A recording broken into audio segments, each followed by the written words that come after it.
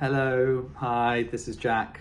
I'm doing my first video vlog. I've never done one of these before. I said I'll do it for this upcoming major medical problem as a way for me to track how my progress is going through the operation and through the recovery of the operation. I know that it's going to be a process which takes a lot of time, and I think when I go through tough moments through that process, it'll be nice to have a record of where I was, immediately after the operation when I was feeling really rubbish.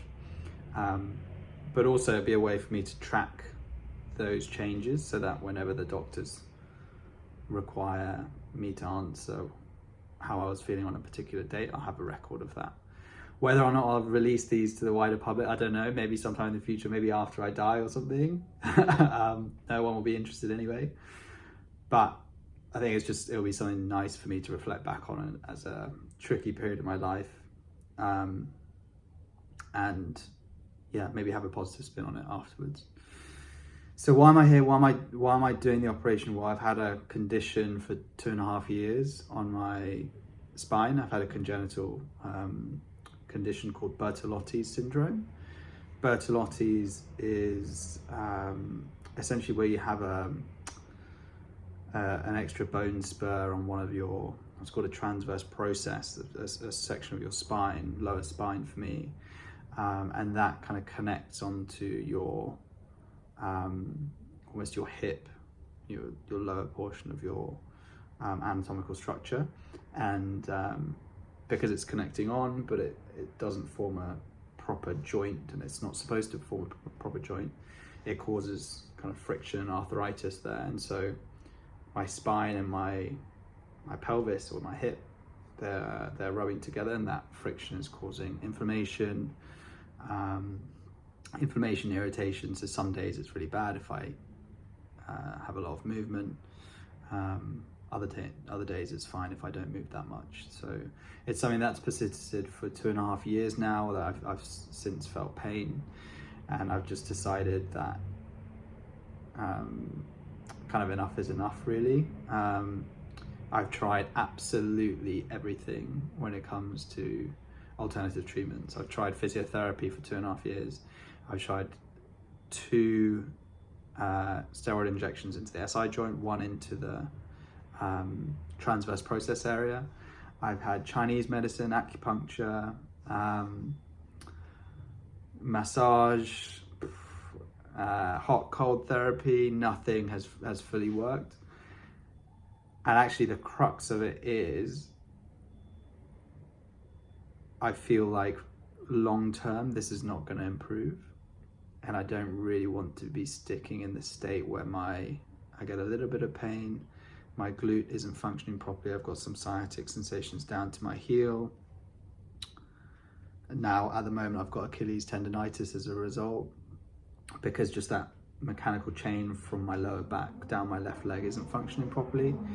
And I've lost hope that actually it can be remedied to a suitable level that I'm going to be mentally happy over time. So I've needed to go through this process to really give me the confidence that surgery is the right decision. And I think that now surgery is the right decision. It's taken a while to get here. There's been a lot of people that are close to me that I've talked through this whole thing through with. They've been incredibly supportive. My girlfriend, my family, my brother, my mum, my close friends here in Hong Kong, but also the ones back in the UK, who have been constantly asking me questions, even helping me go through my different options. It's been a really, really nice angle through all of this, the realization that there's some really nice people who care a lot about me in my life, have been really supportive throughout. So anyway, yeah, I felt that surgery was the only option for me for my extended period. And also because it's a structural problem, you need to fix it. It's basically like you build a bridge. The bridge has a structural problem. It's going to cause an issue. for the remainder of the time that the bridge stays up. And for me, that basically means it's just going to impact my life continuously for the rest of my life until maybe I have further back issues down the line. So let's fix this spinal instability, let's get it resolved. And yeah, hopefully it's the right call. Hopefully it's the right call. I'm feeling much more confident about it. So with that in mind, tomorrow morning I go into Canosa Hospital in Hong Kong, 6 a.m, 5 to 6 hour operation. A bit worried about the general anaesthetic, to be honest. I've been going into the operating theatre. I've now gone in 5 or 6 times in my life. I've had a couple of collapsed lungs. I've had a few injections. So I don't really like the feeling of going under, that whole process, but I have a lot of confidence in the surgeon.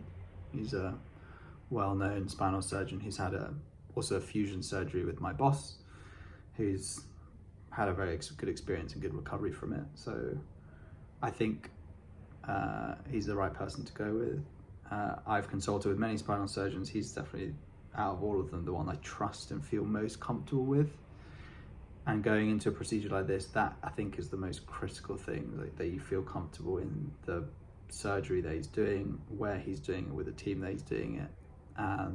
Because I know in those last few moments before you go under in general anaesthetic, you're going to be feeling this is the right decision. I know that the next post I do, which will be day 1 after I wake up tomorrow, I will be in a pretty bad state, waking up in the hospital bed, probably not able to move much, in a lot of pain. So this is the last day I have without metal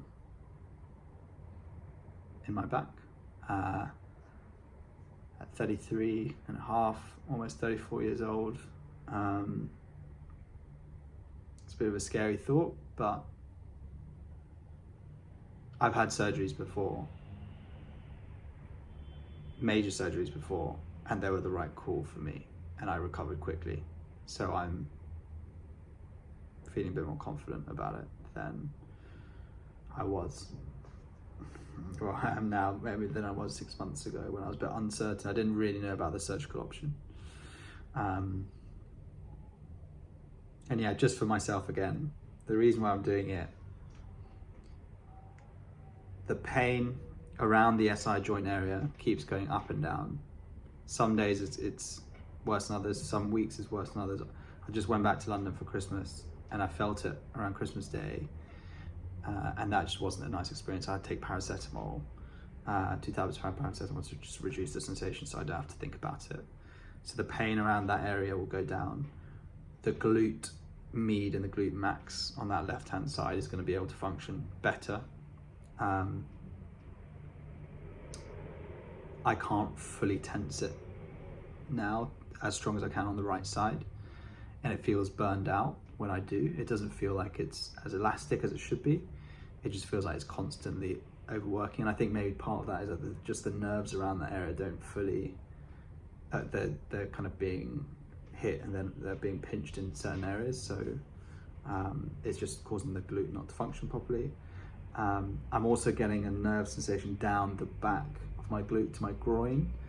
I played paddle when I was in London, and I got a weird pinch right down to my groin. I had to immediately kind of stop as a result, and that just wasn't nice. To go through some sensation like that, you just feel like you then can't push when you're actually doing a lot of sport, and sport for me is such a critical part of my life. Absolutely love sport, both watching, playing, football, squash, tennis, running, everything. So not being able to function properly from a muscular point of view is a big problem, and having those inhibiting shooting pains down to the groin, that's a big block as well, a mental block.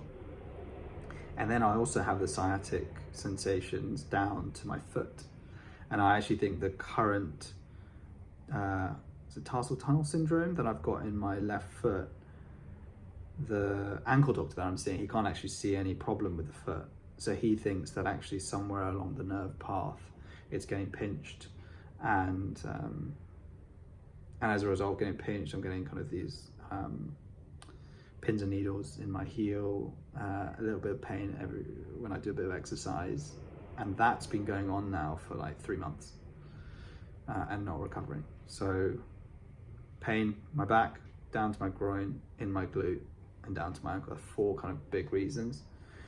None of the pain and all that stuff is that large, but it's a loss of function. And for me, that is a big thing, given my age and given my interest in sport. So I hope that with the surgery, it can maybe eventually come to a time that I can come back. Yeah, let's see. So this is my first entry.